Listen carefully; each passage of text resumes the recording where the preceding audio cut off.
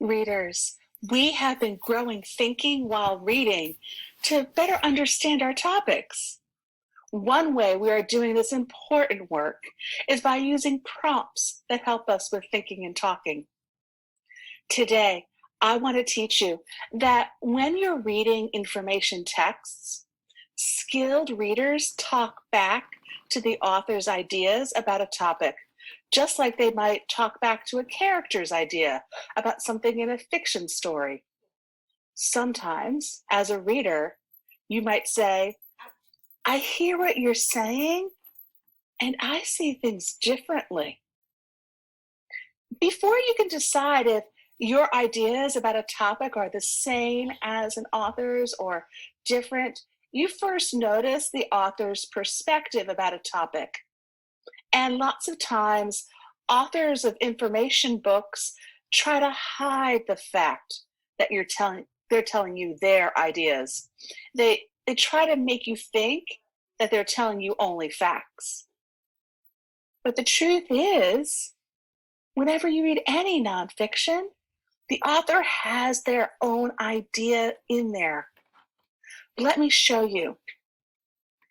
Imagine we have a piece of writing like the one that you see here. We're going to think to ourselves, what is this author's point of view on this topic? Let me read it to you and see if you can find something, some word or phrase that's cluing you in on how this author might really feel. During reading time, kids do the same thing every single day with no variety. Day after day, they listen to the teacher read, read, read, read, and that's all. The only thing they do to break the monotony is sometimes they talk or write, but other than that, it's the same every day. Read, read, read.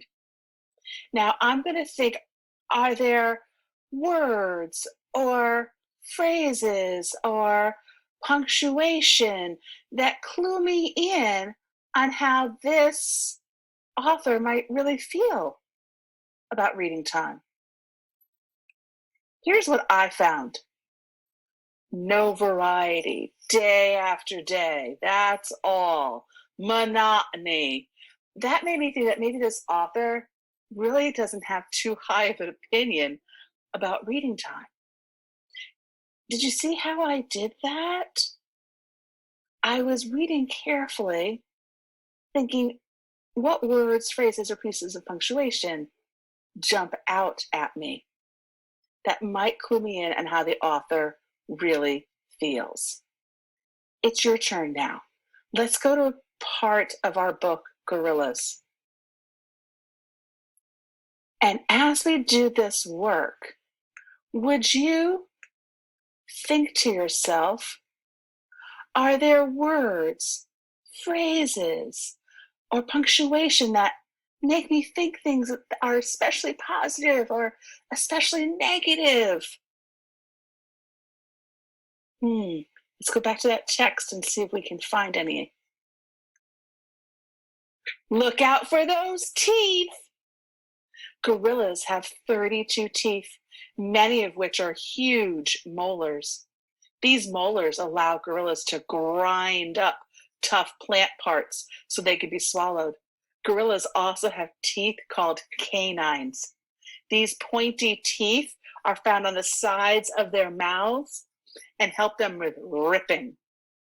Male gorillas' canines are especially big.